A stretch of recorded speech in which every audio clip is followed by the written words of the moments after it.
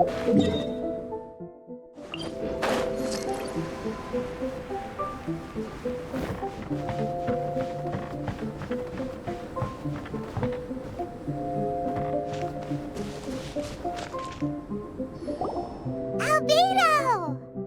Traveler, Paimon. I suppose your story is ready. Yep. How about you? Do you need some more time? No need. I am also ready to tell my story. Paimon calls dibs! Paimon first! Please, go ahead. Okay, here goes. Once upon a time, there was an evil researcher who went into the mountains and did a crazy experiment on whopper flowers to transform their appearance. After a lot of pain and suffering, the whopper flowers finally took on a human form. Then they stood by the side of the mountain to wait for unsuspecting bypassers. To whoever spoke to them, they would ask them questions such as, "Who am I? Who are you?" If the bypasser got the wrong answer, the last sound they'd make would be a yelp before the whopper flower ate them alive in one bite. Ooh, truly frightening. What the? You two aren't scared at all! Don't go nitpicking, okay? If you didn't like the story, go write your own!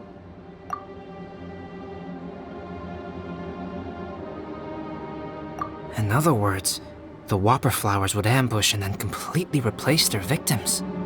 And then what? Go back to where the person lives? Enter their home? Eat their whole family? Paimon made up this story, but now Paimon's the one who's scared by it. It's a good story.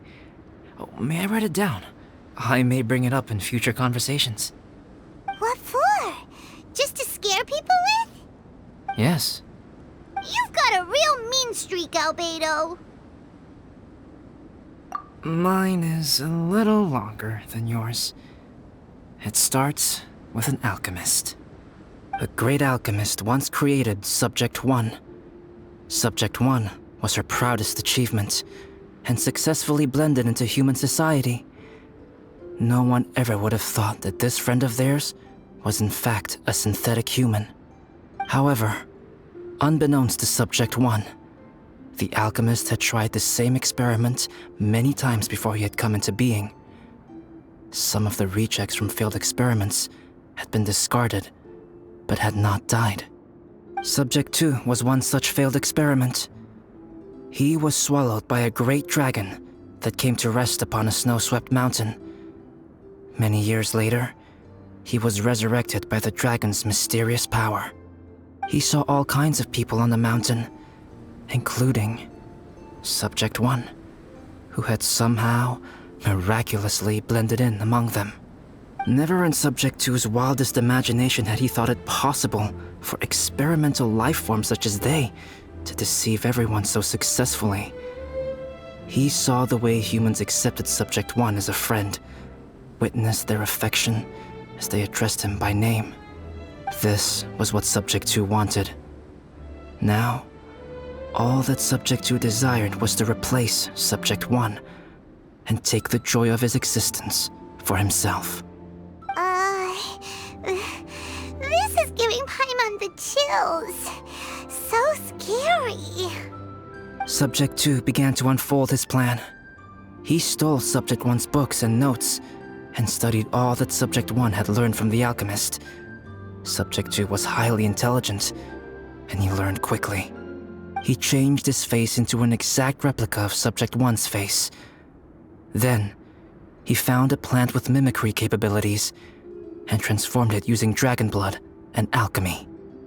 And so, not only did Subject 2 transform his own appearance to perfectly match that of Subject 1, he also created a third entity, Subject 3. What? There's 3 of them now? But Subject 2 wanted to become a perfected human. So, he erased a mark on both his and Subject 3's necks. For these marks were symbols of imperfection. In my view, it was probably a subconscious act, an instinct. He so desperately craved to become a perfect human being that he forgot something. Human beings are defined by their flaws. Subject 2's plan was meticulously crafted. Subject 3 would draw Subject 1's attention. After Subject 1 disposed of Subject 3, he would assume the threat had now disappeared and would let his guard down. The next moment that Subject 1 was alone, Subject 2 would make his move. He would eliminate Subject 1 and become the only one remaining. He would secretly replace the Subject 1 of everyone's memories and inherit his identity, residence, clothing, sword, name, and friends. People would have no idea that the individual they knew had become somebody else from one day to the next. This is way too scary. Paimon's never gonna be able to trust anyone again. But just before Subject 2 could carry out his plan, a unique stranger entered the mix. Subject 2 tried to make contact with this person, but found that they could somehow sense he was different from Subject 1. What's wrong? Are you scared? What happened then? What happened to the stranger?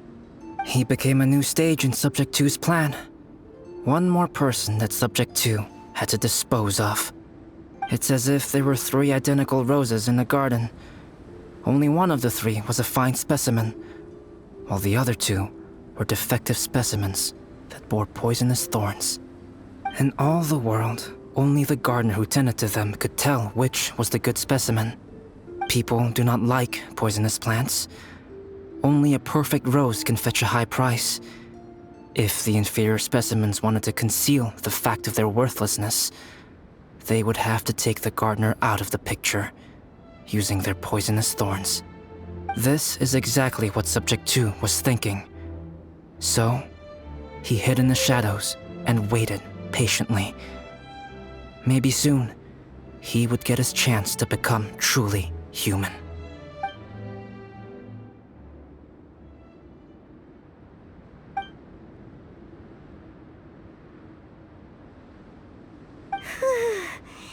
That was intense! So what happened after that? Did Subject 2's plan succeed? Paimon can't bear thinking about it. Fortunately, it is just a story. And even in this story, Subject 2 did not succeed.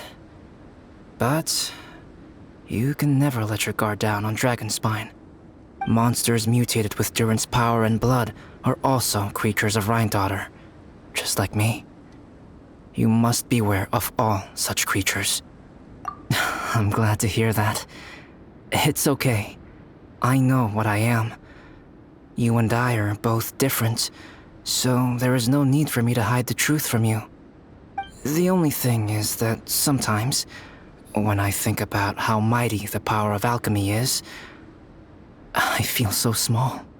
As beings who set foot in this world, how arrogant are we in desiring to control our destiny and in desiring to create? Is creation an arrogant act, traveler?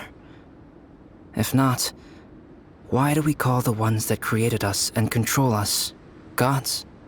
If it is, then what qualifies us to call ourselves creators? How far must we take our reverence and respect, and what purpose does it serve? Nothing special, but whenever I think about it, I feel a twinge of grief. Poor Albedo. Hello? Traveler, are you here? Hey, is that Amber? Thought we might find you here. We're here to deliver a message from Cyrus. There's gonna be a big event down at the base camp, and they want you there too, Traveler. Winter camp is nearing its end. Apparently, even provisional instructors are required to attend. Looks like we need to go, Albedo. Bye for now. Then I won't keep you. I have some things to attend to here, so forgive me for not seeing you down. Don't worry about it. There have been no issues getting up and down the mountain recently. Is everyone ready? Let's not keep them waiting.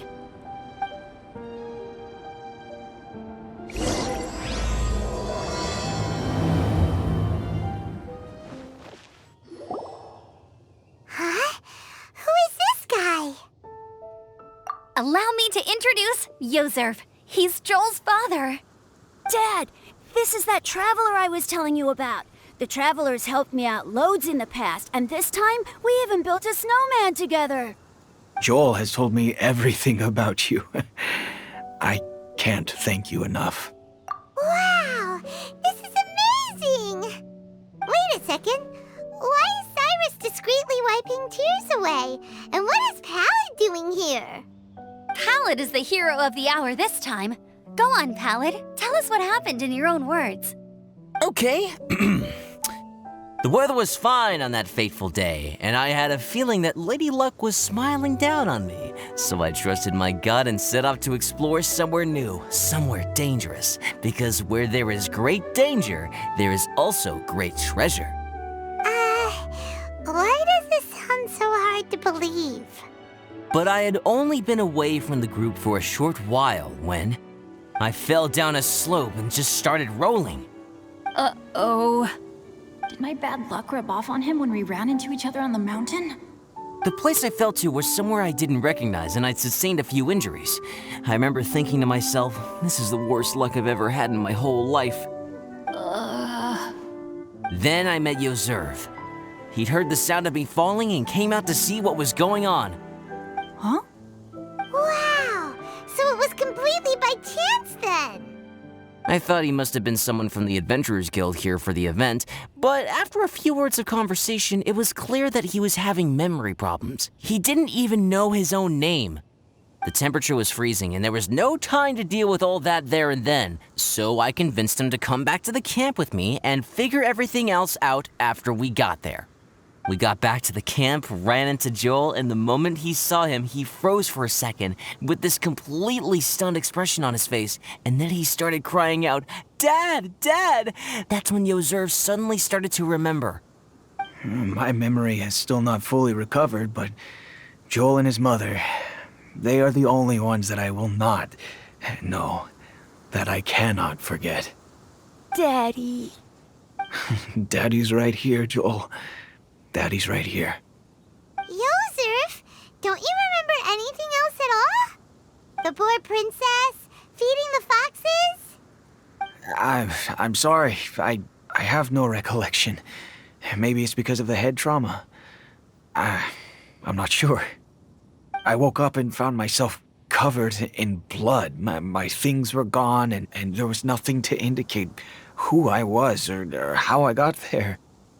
I crawled into a cave and settled in for a slow recovery. After my legs and feet were a little better, my hunting skills were what kept me alive. Dad, I was so worried about you. I'm all right now, Joel. Oh, don't cry. Daddy's not going anywhere. I'm here to stay. Oh, this is good. This is good. You know what, though? I definitely think my luck got worse after running into Benin on that mountain. I knew it. I just... No. I just meant if it weren't for you, there's no way I ever would have run into Yozerf on a mountain this huge. Besides, we got back safely, didn't we? So don't blame yourself. Maybe sometimes miracles can only happen when you get just unlucky enough. Pallid. When did you become such a smooth talker, huh? Huh? Am I? I was just telling the truth. Oh, yeah. I want to say thank you to the Traveler, Uncle Cyrus, Auntie Eula, and Auntie Amber. Thanks, everyone. You all helped look after me, and I will always remember it. But I guess I can't take the snowman with me, or it'll melt once it leaves Dragonspine. It's such a shame. Oh, I can help with that. One moment. Huh? Eula? Here, take this. It's powdered rime. Just add it to your snowman, and it will never melt.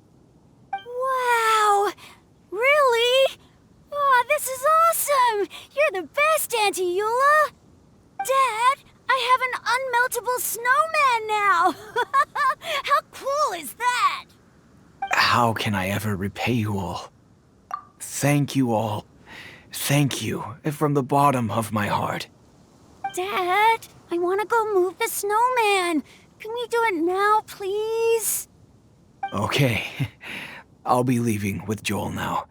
I'm sure I'll see you all another day. Very well, very well. It's time for Pallet and I to have another discussion concerning his breaches of adventurer discipline. Huh? But Cyrus, I think I kind of made up for my mistakes this time, you know? See you guys! Oh, I made this for you and Amber. Think of it as a winter souvenir. Aw, are you sure? This must be really important to you. Come on now, just take it. No need to make such a fuss. Wow! Now our snowman won't melt either! Great! You're welcome. Just keep it, that's all I ask. Amber and I have some business to attend to now. See you later. See you! Everyone's gone. Seems like they've all got their own stuff to do now. Oh! You know what? We've been on Dragon Spine all this time, and somehow Paimon still forgot to ask Albedo about how to make a fruit juicifier machine that could keep the juice fresh.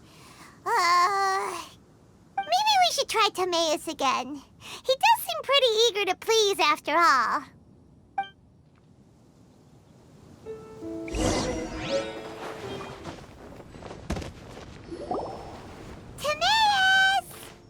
Traveler and Paimon, what can I do for you? Wait a minute. You've got that mischievous look on your face. Oh, you're not still thinking about that ridiculous juicer thing, are you? Timaeus, will you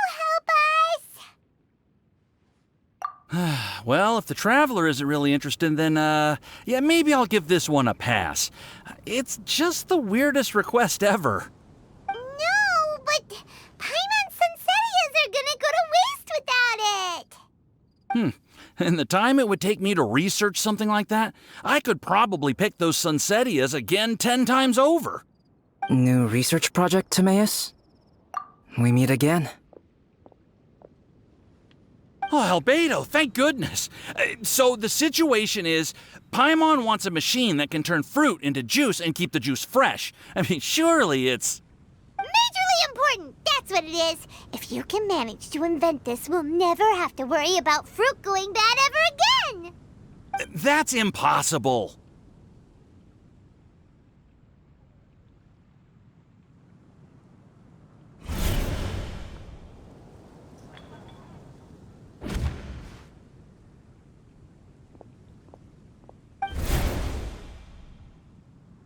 Turning fruit into juice is not hard, but keeping it fresh is more difficult.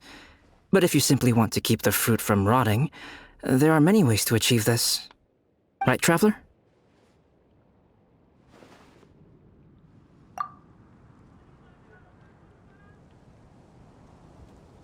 What about his neck? What's wrong? Is there something on my neck? From the look on your face, it's as if you thought I just played a practical joke on you that was in exceedingly poor taste.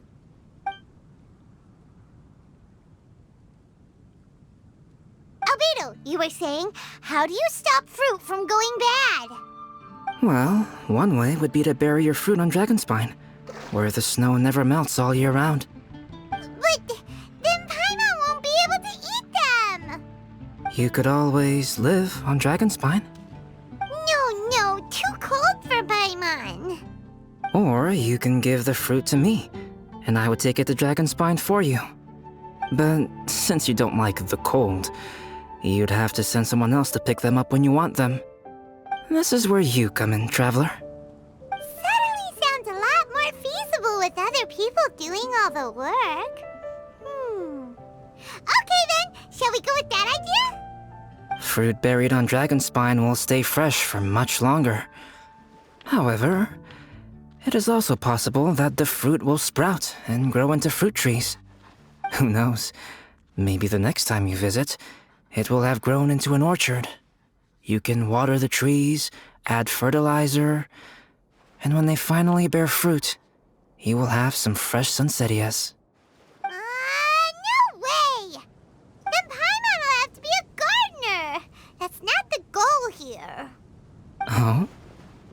think being a gardener is so bad.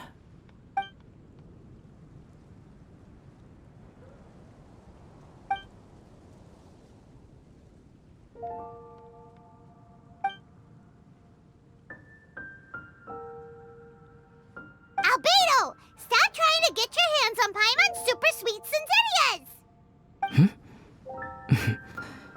It bothers you, does it? Of course it bothers Paimon! They are the rarest, super-duper sweetest Sensitias ever! And they're not for you! Okay, but they're just Sensitias. I think you're only so attached to them because you don't have much fruit of this quality in your possession. When someone's pockets are full and their spirit is fulfilled, they don't easily fall prey to this kind of yearning.